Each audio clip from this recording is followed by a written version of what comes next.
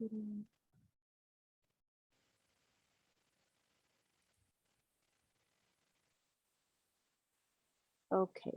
so we are live on Facebook and here too. Hi, Welcome, Alia. welcome. Hi. Do you see me? No, I'm not seeing you. I'm not seeing you.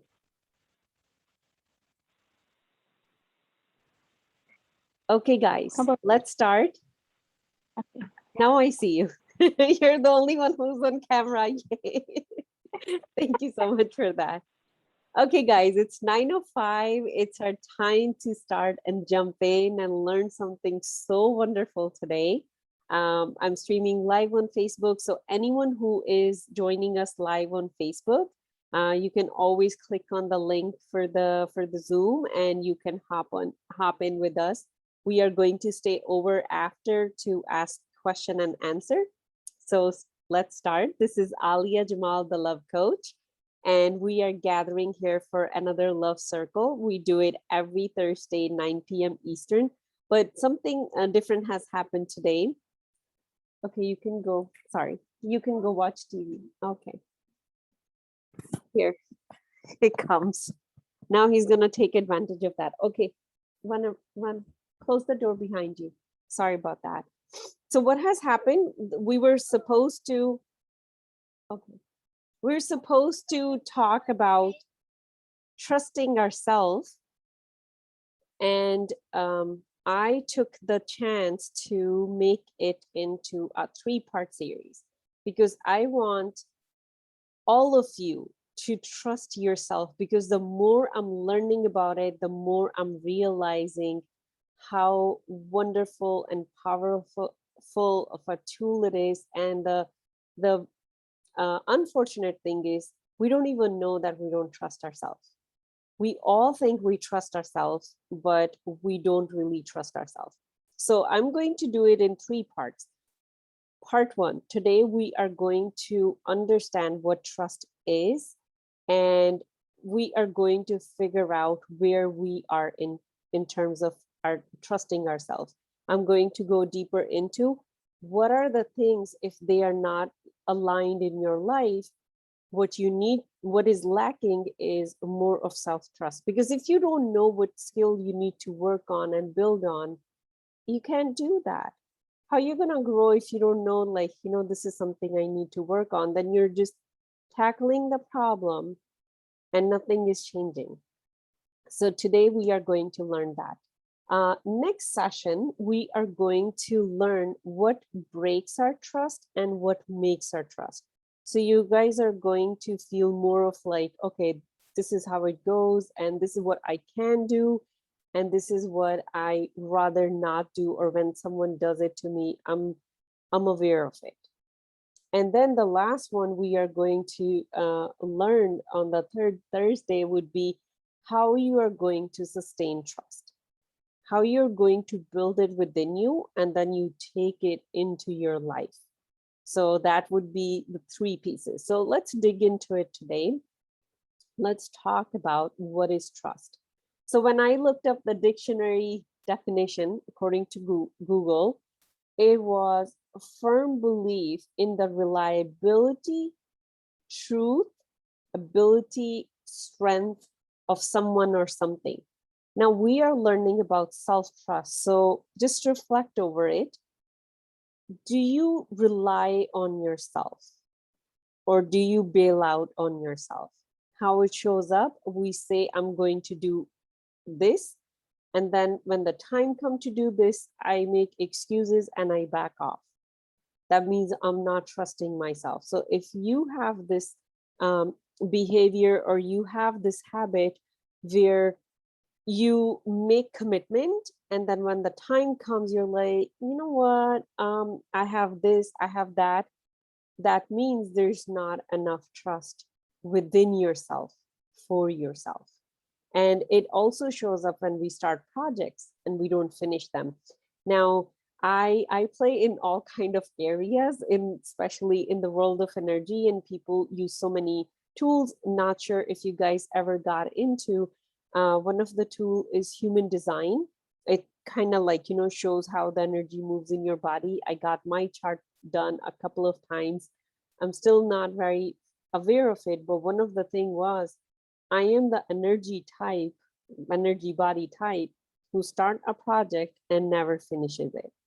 And I was like, oh, that sounds about right. I'm reading 5 books at a time and I get to like close to the end, not finish it, start the next one. Start a course, go all the way and then leave it. Now I can say like, oh, that's just how I was born. That's just how my energy is. Or I can use the God-given faculties of my soul, my will, and my power, and my courage, and my faith, and my vision, and I can become whoever I want to become. But for that, I have to build that trust within myself. And that's why I get, I'm not very fond of labels. I try my best to stay away from them because they take away the potential you can be. Each and every one of us who's here, we can become anything we want. We can become anyone we want. You can completely change your life. You can completely change your way of walking, your occupation, your character. You can change anything. That's how powerful you are. But the tool that is going to help you is trusting yourself, like unshakable trust in yourself. I'm going to give you an example, one of the trusts that we all have. When you inhale, do you doubt that air is going to run out? We don't even think about it because we have such a solid trust in it that air is always going to be there. Now look at it. Do you trust yourself to that level that you are always going to be there for yourself? We expect it from other people. So we start putting trust in other people, but we don't put that trust within ourselves. And where we got that when we were little kids, when we were dependent on mom or dad to feed us, to change our diaper. We couldn't change our diaper on our own. So that's where we started depending on them, and others are gonna come and they're going to serve you. If that authority never shifted to you, okay, daughter or son, now you are responsible for all these areas in your life.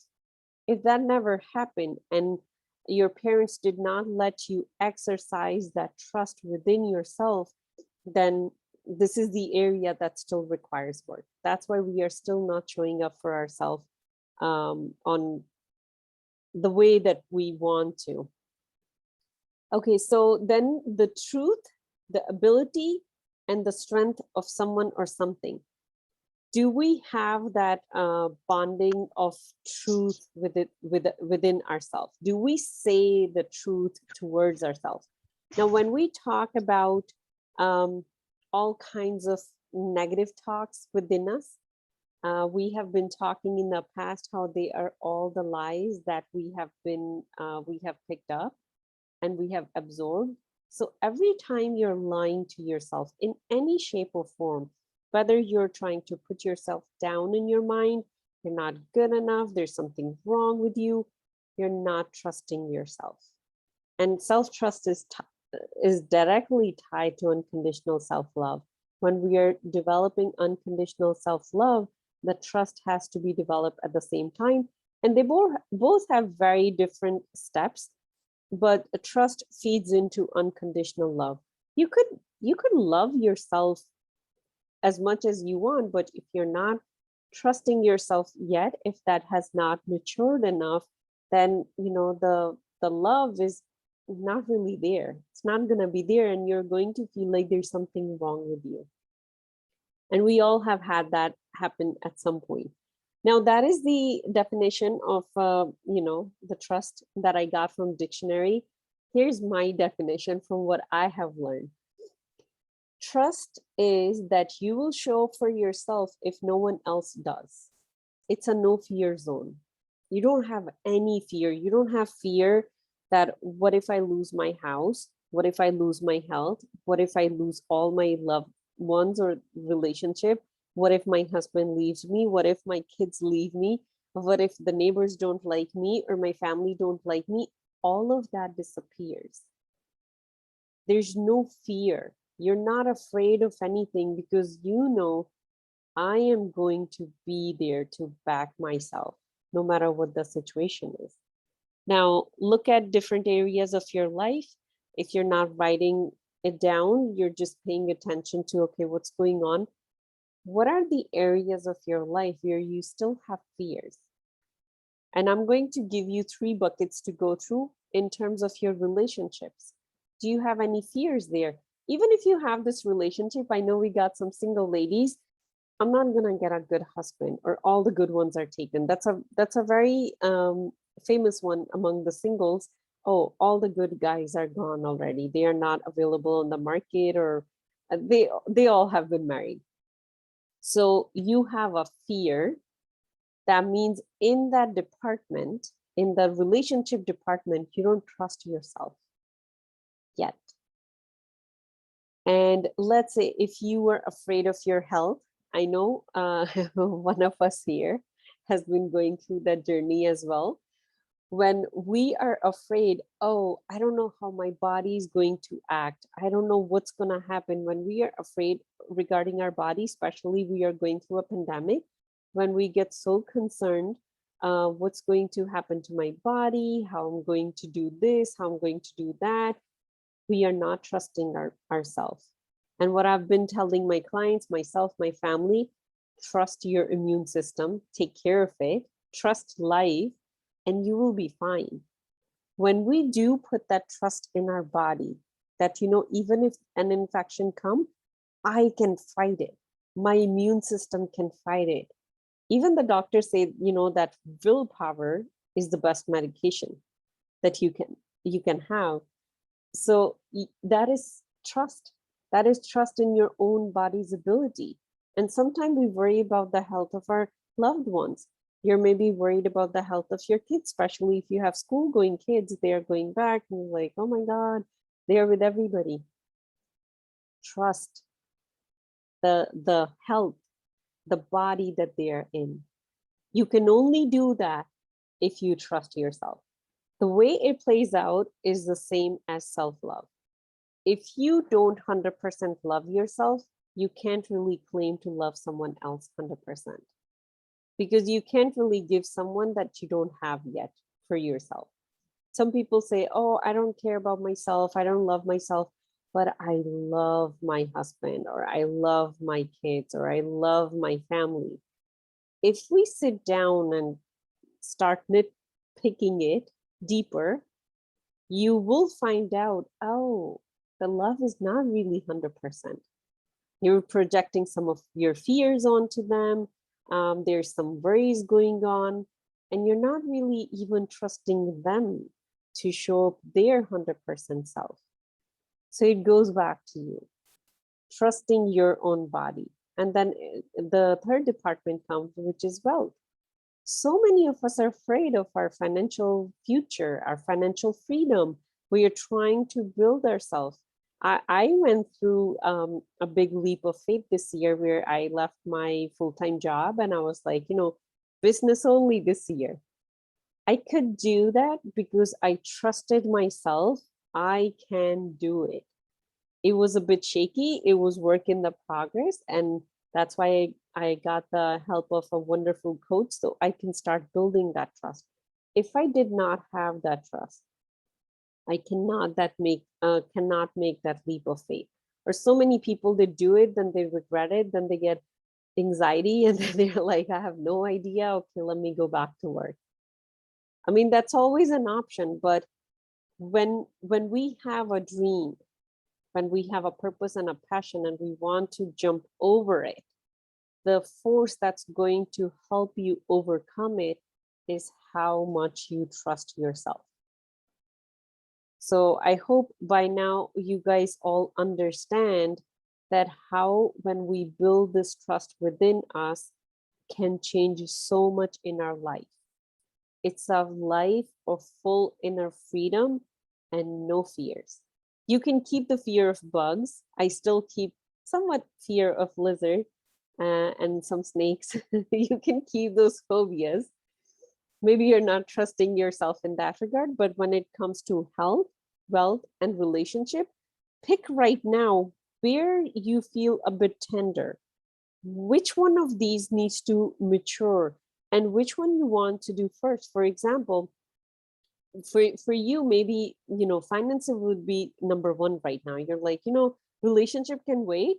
Right now, I really want to trust myself that I can back myself financially. Then that will be the something you'll start working on. And, by the time we are done with this whole thing, you guys will have good action steps to start working on it. Okay, so now for the rest of the time that we are together, I'm going to take you guys through a very detailed version of it's if you have the book and you're following along, it's on page 51. I know, Iman, you already got the book. I highly recommend you guys get this book. When I got it in February, it was out of print, so I had to call 10 Barnes and Noble, and I got it in Connecticut, and they shipped it to me from there. Right now, it's back in print. It's on Amazon. I'll hold it up here. It's by Ianla Vincent Trust, and this is how it looks like. There's quite a few books. Wonderful book to work through. I'm working through it with my coach.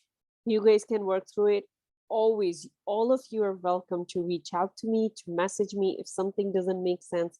I'm available here for you guys to explain. Okay, now we are going to go through 21 ways, 21 signs. These are 21 signs how lack of self-trust shows up in you. Now, as soon as I'm going to read it, one of the two things will happen within you. Your subconscious would say, no, that's not me. It's going to reject it right away because we are entering a forbidden territory.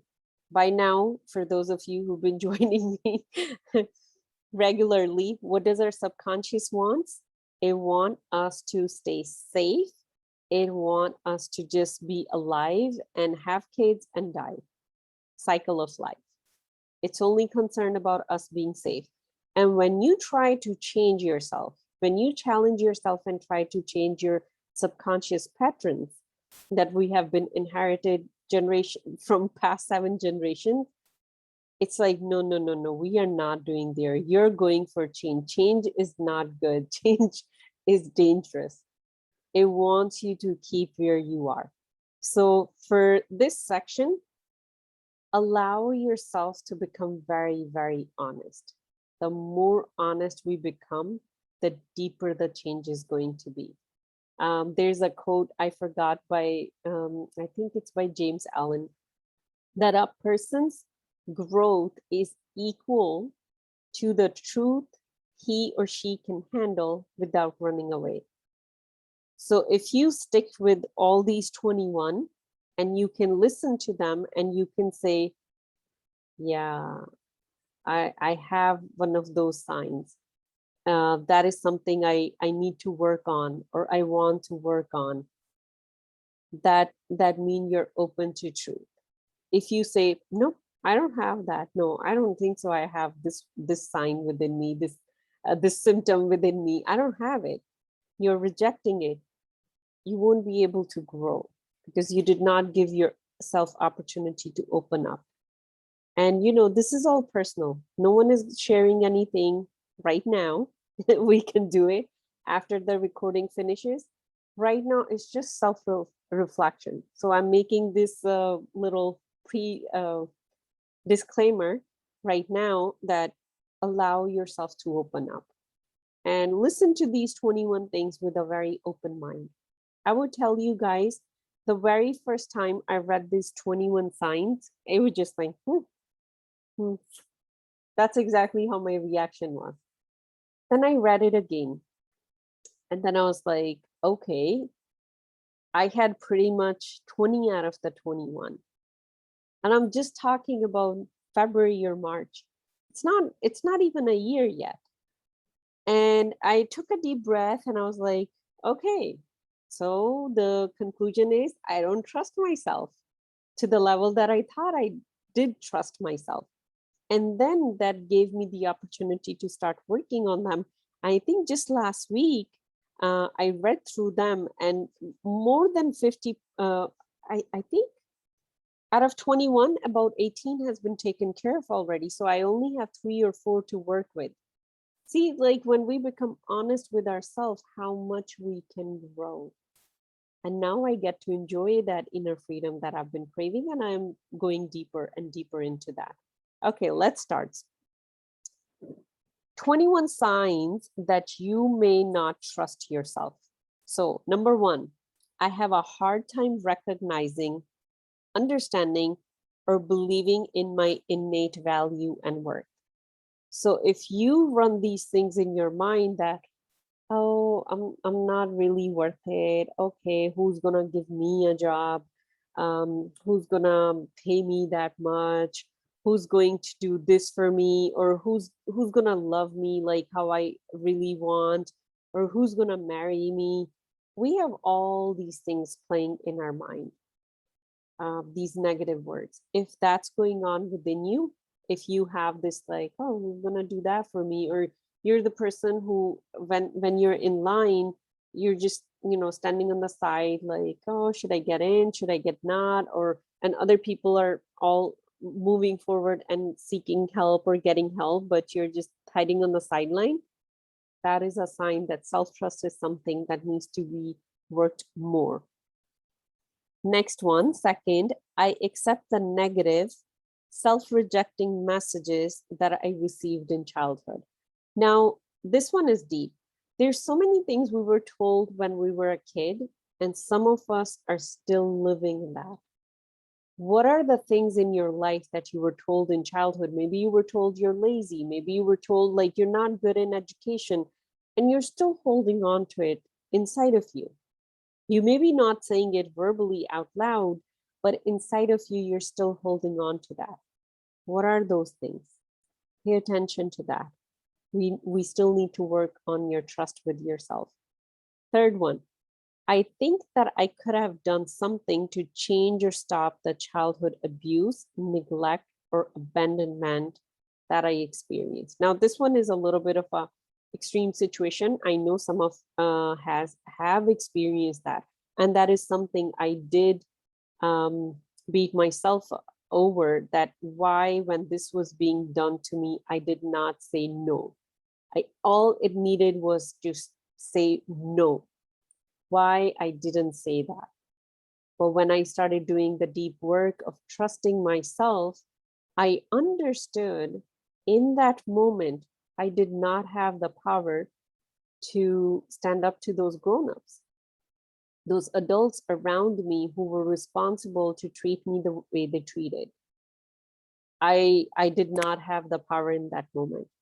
If I don't have that understanding, I don't forgive myself. I hold myself and I become against myself, and I become super judgmental. I start criticizing in my head if I don't release that. Because I have done the work to release it, now I can talk nicely to myself. It's like, it's okay. It's okay. I understand. You didn't have the power to do it at that time. So where in your life, what is it that you're holding on to from your childhood and still talking to yourself like, why you didn't just say no? Why didn't you just, leave? Especially for kids who have been, sexually abused as a kid, it's very hard for them. They just keep beating themselves. Why didn't I just leave the room or run away? Why didn't I tell anybody? Why didn't I call for help? So if you had something traumatic in your life, in your childhood like that, you need to build that self-trust where you start talking very nicely to yourself. Okay, number 4, I do things to prove myself and my value to others. That's another symptom I carried when we start people pleasing. If you do things so other people would like you, they would admire you. I used to give a lot of gifts so others will admire me, not give myself anything, but give a lot of like good, expensive gifts to others. On the surface, I thought like, oh, I'm really good at giving gifts, but very deep, if I become aware of it, I wanted their approval. I wanted them to say how good Alia is. So somewhere, somehow, we all carry a little bit of that unless we have worked through it. People pleasing shows up different ways.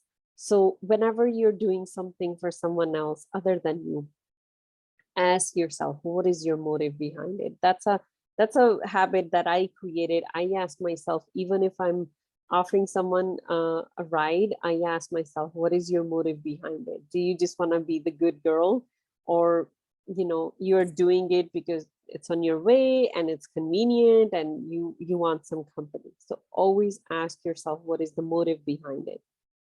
Okay, the next one, I try to control everything around me so I can feel safe. Now, this one goes really deep. There are so many ways we can control our environment so we feel safe. And we would only do it if at some point in our life we felt unsafe. When you were a kid, if you did not feel safe at that time, and now you're an adult body, you're doing all kind of different things to control your environment and feel safe. Now, this is the part which we don't recognize it unless you go to a coach or a therapist. They can help you see that. We think, oh, I'm just a normal human. The ways we control. When we get angry, raise our voice, we yell, we want to take control of the situation. Just like, I'm the loudest voice, I'm louder than you better get quiet. I'm trying to gain control. When we micromanage and manipulate people around us, when we do that, we are trying to control. Sometimes, in families, we do see these little dynamics. This one person is like, why don't you do that? Why don't you do that? Why don't you do that? They're just like, playing everyone. They're playing everyone to their own advantage. So they can feel in control. No one can leave their spots. They have given spot to everyone that, that's where they're gonna stay, and they don't want anyone to leave those spots. That's another way of controlling. A lot of moms do that because that's how they feel in control of their kids. And for those of you who still have a mother-in-law in your life, if you pay attention, your mother-in-law is controlling each and everyone, if you have that type, so she can feel in control. I have a wonderful mom, but I see that trait in her. It used to annoy me, but now I understand, and I'm just like, oh, I finally understand what's happening. It's like micromanaging. Why don't you call that person and say this? Why don't you do this? That person, this happened to them, call them. All kind of family politics goes on. The root is they're trying to feel in control. So here, become very honest and see how you are controlling. And one of the thing is, kids who have experienced something traumatic, they get sick a lot. That's how they get control around over their environment. So when the kid gets sick, everyone forgets about drama. They're like, okay, what's wrong with you? If you have a child who gets a lot of stomach ache, usually around the school time, they are trying to control the outcome, and it's a genuine stomach ache. It's not a fake one, but they are trying to control that they don't want to go to school. So control, I think I can go over that forever. Let's move forward. I compare the choices I have made to those made by others. Now, we all have compared ourselves to others. When did we get married? Which degree we got compared to our friends? How many kids you have? It's like as soon as you have first kid, everyone is having second kid, and you must join the boat. If you don't get pregnant, then it's a problem. When we are doing that, we are not trusting ourselves. And when we are controlling other people through our behavior, through the situation that we are creating, we are not trusting ourselves. If you trust yourself, there's no need to control someone else. There's no need to do that, because you are at a level where you understand, where you love yourself. You love yourself, you love others too.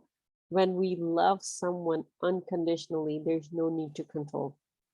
And that's where, unfortunately, the culture, I think most of us, yeah, pretty much most of us, wherever we come from, culturally, we are taught that you're going to mold and manipulate and control your husband to be, whatever you want him to be. And the person who can do the best is a good woman. And some of us are not that. I am in that boat too. Okay, number 7, I minimize or deny my own need. Oh my God, this one is a big one for moms. We feed everyone and ourselves last. And what do we name it? We name it, oh, I'm the mom, I'm so caring, I'm so loving. When we see a woman, she's giving to everyone and herself last. What we are taught, oh, that's a very good trait. Be like her. See how giving she is, how, she's just so giving. Be like her. That's what we are taught in every single culture on the face of the earth. Every woman is taught the same thing. Every single woman is taught that. Right there, the trust within yourself breaks. I just want to show you guys in terms of our pen example. The pens, of course, have to come out, the red and the green. For those of you who have been joining us consistently, this green pen is your true self. This is the soul that came in your body. This is the soul that, when you started crying, this is the soul. It just came into your body and it's living. It's here for a purpose. It's here with a mission, and it's going to fulfill that one way or the other. Or you can, some people, they leave this world without completing that mission. Those are the ones who are, when they are on their deathbed, they have a lot of regrets. It's not them having regrets. It's like, they feel like there was something in me that didn't get to live. What happens? Our surrounding, our environment, whatever is being fed by our parents, what we are seeing around us on the TV, on the media, everything, it creates a self around this true self. This is the false self. We all think this is who I am. But when we do the deep work, we're like, oh, the green one is the true self. Our job, our goal, being in this body, in a human experience, is to merge the two and not feel that separation. So that's only going to happen if you nurture, connect with this part of you, the true self within you. Now, when you are going to feed everybody and you're going to feed yourself last, you're going to buy gifts for everybody and you're not going to buy a gift for yourself, this separation occurs. You can't really love this part of you and deny it of, basic things while you're so busy giving it to other people. Why does a woman give to others and not to herself? I'm talking only about women who don't give to themselves, but they give to everyone else. They are looking for validation from other people. Now we call them, oh, they're just so selfless. They are good. No, Alia, you have no idea. I know them. I have been that myself. So I know when we become honest deep within us, what is the motive that is driving us? It's because we want validation from other people. We want other people to say, see how good she is. And, unfortunately, the women, they give the same advice to each other too. They would say, like if you're going through something, for example, just take a very random, big, bold example. If someone is going through divorce, they would say, see, like that lady, like so much wrong is happening in her life. She didn't leave. She didn't get a divorce. They will bring all these martyrs in front of you. See, that one went through so much abuse and whatnot. She didn't take divorce either. I was given exactly those examples. I I was given all those examples that, oh, it's not that bad for me, why I'm going for it.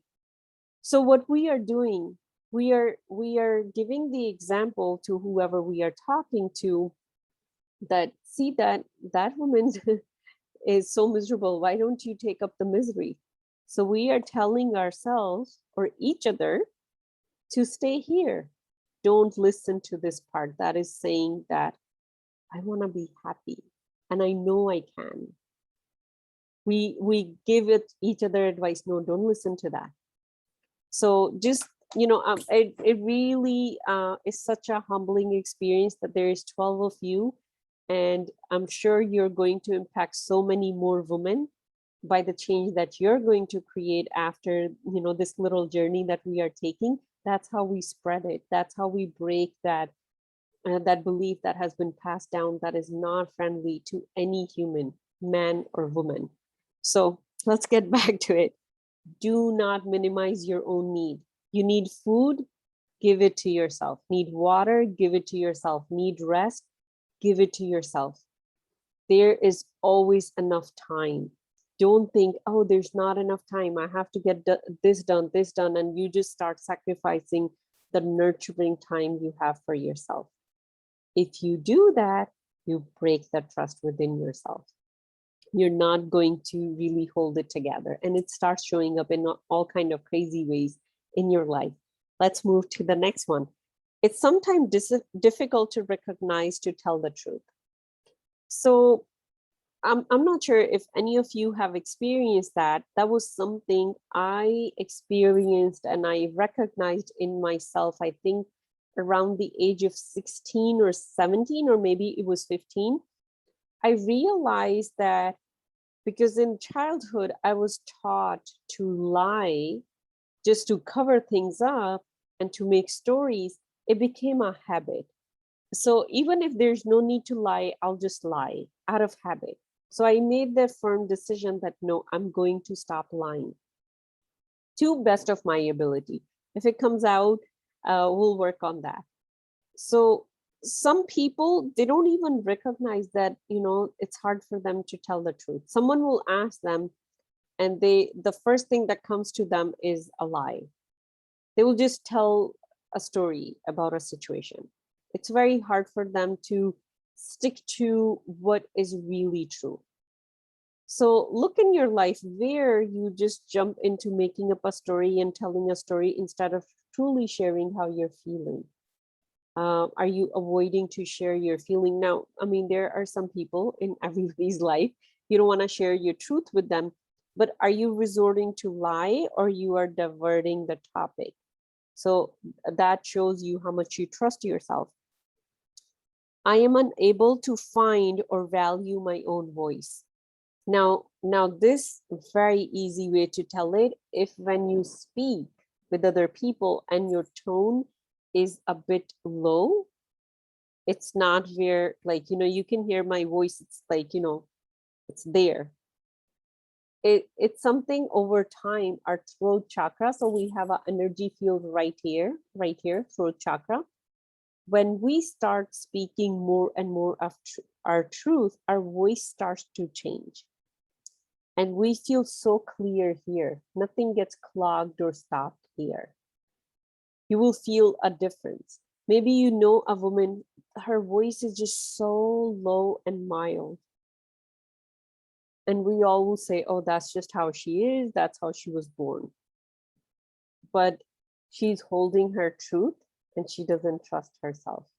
So if that is one of us here, no judgment, stay open, be honest with yourself. Once we would do this work together, you're going to feel an opening over here. You feel like, I can actually say what I'm thinking.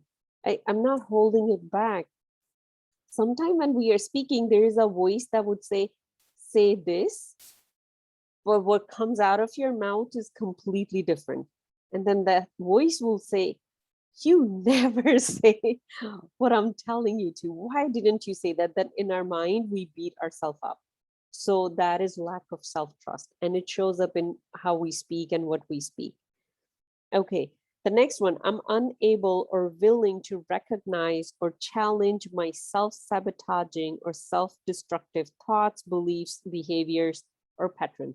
Now, this shows up when you're resistant to change, when there is an opportunity to change and you are given tools, yes, you can change, or like, this book can really help you, or this person can really help you. Listen to this. You would be very hesitant to it. And that's where I started. For 2 years, my sister kept pushing me to get some kind of serious help. Not just like, where I listen to a YouTube channel or something. She would bring a book and she will say, read this book. The book was called Habit. She thought it would really help me understand what I am going through and how my behaviors are holding me back. And the next time she will visit, there would be like a diaper and a diaper cream on top of it because it was just sitting there. That resistance was there because I did not trust myself. I can do it. And I have that, for my clients all the time, where we start and they would be like, I understand and I am doubting if I can do it. And one client, it was a potential client call, sales call. She said it, I understand everything you're saying, but I don't believe I can do it. So we didn't start working, because that is a level of trust. You have to come yourself and then someone can help you. No one can twist you and drag you and take that out of you. You have to say, I'm ready to let go. And then someone helps you on that journey. When you say, I'm ready to let go, you're trusting yourself. Your self-trust has gone so high. You're just like, I'm ready to do it. I'm gonna do it. So just pay attention to what's going on inside of you. Are you working on changing? If you're working on changing already, that means that trust has started to build up.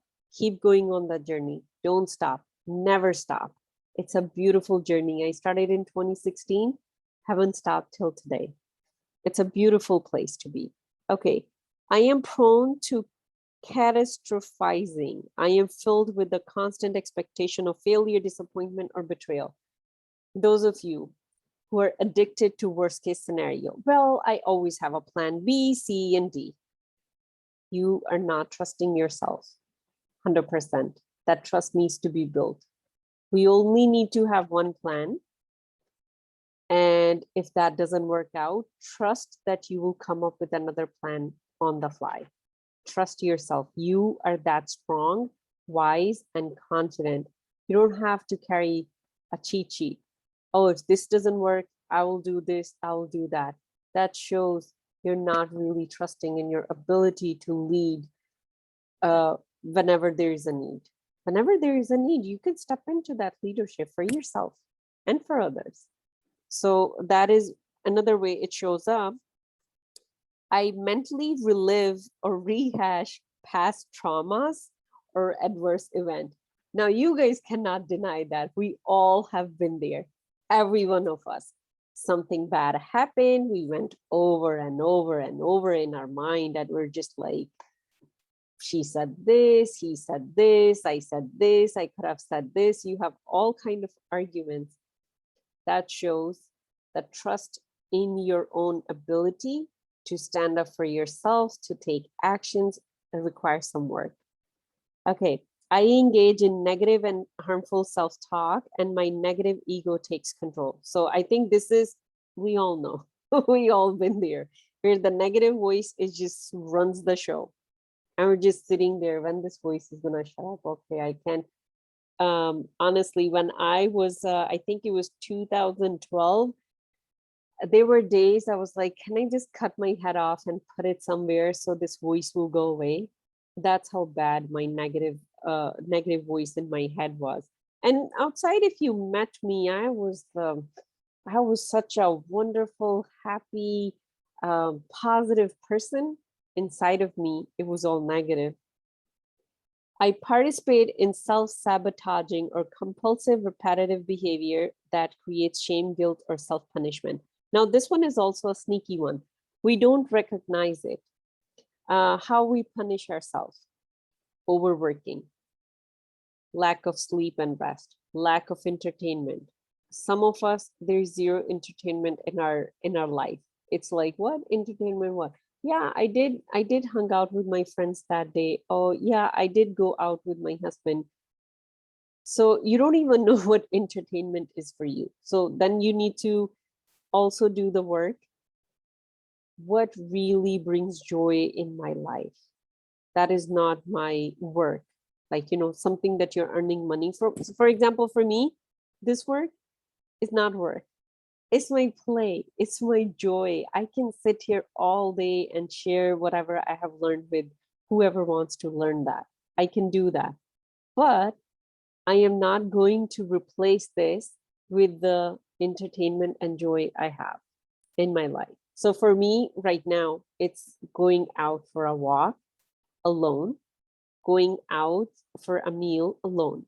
So right here, right now, come up with how you are going to entertain yourself without feeling shame and guilt. How we create shame and guilt: someone asks us for something, but we are not available. We might say no, but feel guilty about it. Why I said no to that person. Or you might say yes, and then you feel ashamed of your own self. Like, what's wrong with me? Why did I do it? Why couldn't I say no? These are all signs of lack of self-trust that we can build. Okay, I break the promises that I have made to myself. Now, I'm telling you, friends, each and every one of us, we have made promises with ourselves that we did not keep. Think of all the dreams you had. Think of all the vacation you wanted to take. Think of that plan of losing weight, plan of exercising that happened maybe for a month and then it just went down. Like right now, I started yoga, I was going wonderful, and then I realized, okay, it's taking up too much time. I went back on to walking because I love to walk and listen to something, or just be one with nature. So sitting inside doing yoga was like, I can do that in winter. That was my excuse that I came up with. But in my opinion, I broke a promise with myself. I went back on my words because that was something I signed up for. So that's why I'm still building trust within myself. I'm not there yet. And I think we never are there. This is something we are always building, because new things happen in your life. And then when those new things happen, those new challenges, they make you expand and grow more. So you build more trust. Okay, I'm going to hurry up here. We are on number 16. I fail to keep the commitments and or agreements that I have made with others. I have failed keeping my commitments and my agreements with others because I just felt like I said yes just to get them off of my tail, or I agreed because in that moment it looked like a good opportunity because I wasn't thinking about myself, then going back on it. So think in your life where you have done it. That's a sign of lack of self-trust. So when we trust ourselves, this is how it shows up. Whenever you say something, you do it. And, we are not considering real big emergencies. We are considering no excuses show up. And we all know when we make excuses and when they are not real emergencies. Okay. Again, I think I find it difficult to finish what I start. And I think she already covered that too. I hold in anger, resentment, or ill will towards or speak negatively about those who I feel have hurt or harmed me. So any of us who are holding grudges, resentment, or we talk bad about others behind their back, or we just keep reliving it inside of us, that's also a sign of trust. Now, if I really trust myself, I'm going to trust that whatever that person did, they needed to do it. That's who they are. It has nothing to do with me. It has everything to do with them, and I can release it and not really hold this resentment and anger. Now, this is something in my own personal life I'm still working on. I think I'm 99% there, still holding on to the 1%. And I monitor my thoughts. When it shows up in my thoughts, I just smile. I'm like, oh my God, still working on it. Almost there. I deny or minimize my power of choices. So all of those who cannot make decision for yourself.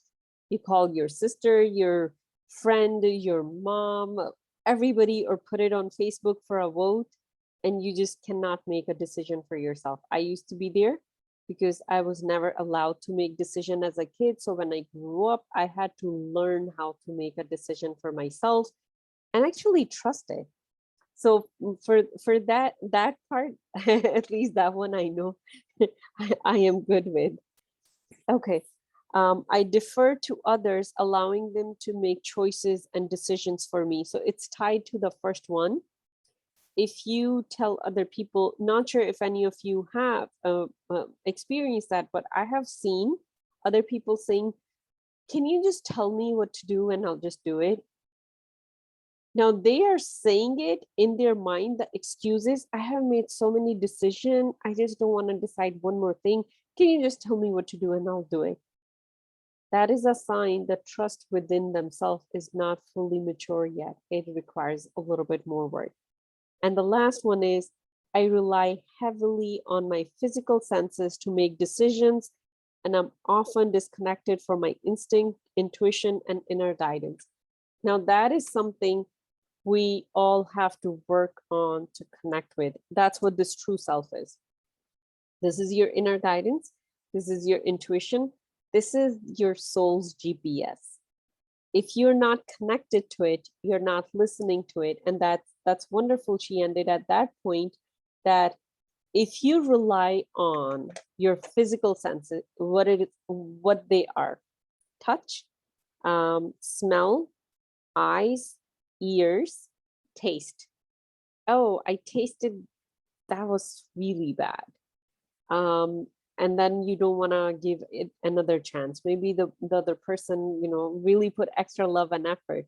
Or I heard that person talk like this, so then you're just like, I'm just gonna make or I heard this news.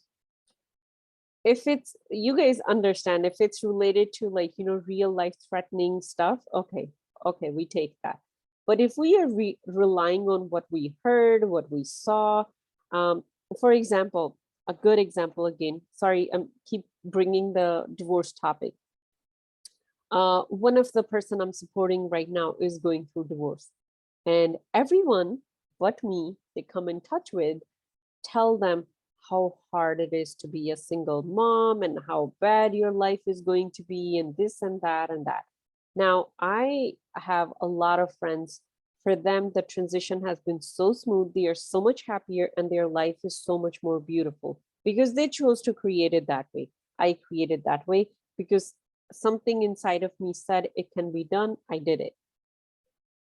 But those people who are bringing those opinions and they are sharing, that's like, what they have heard and seen.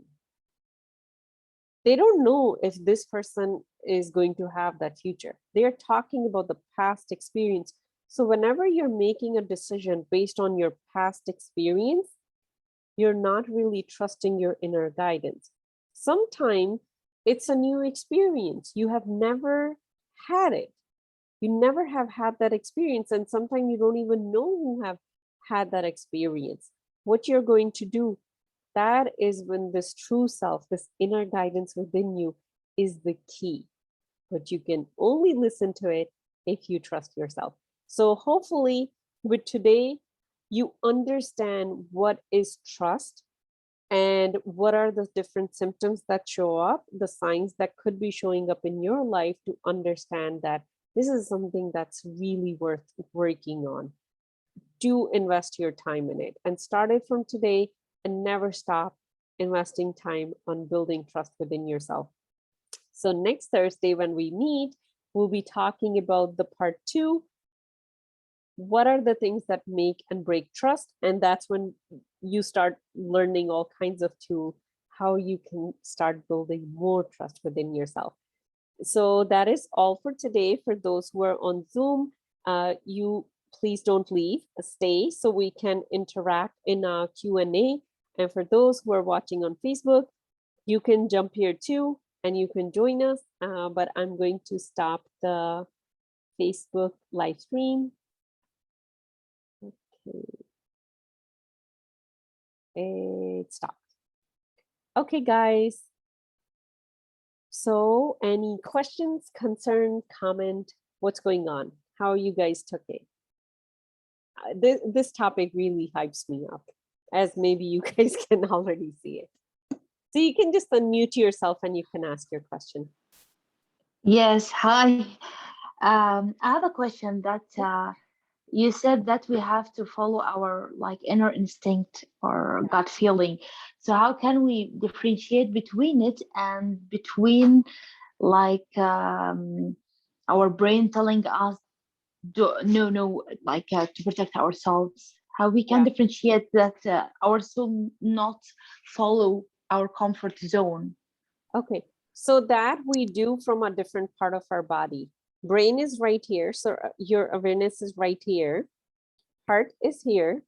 This is like truly your guiding light.